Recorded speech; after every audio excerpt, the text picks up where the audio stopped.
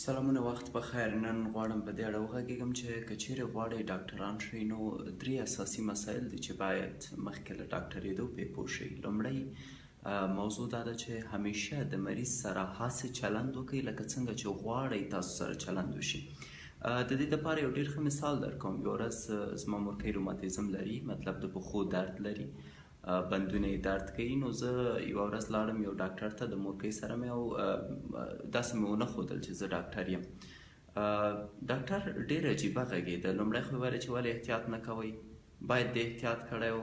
او پرته د دې چې زما د مورکۍ پوره خبرې واوري، دفعتاً یې دوا ولیکله، ورته یې ویل چې ځه. بیا کله چې ما ځان معرفي که، نو کاملا د ډاکټر رویې بدلون وکړه او بیا یې ویل چې ښه، ډېر ښه، معاینات به څنګه کوو، دوا څنګه ورکړو.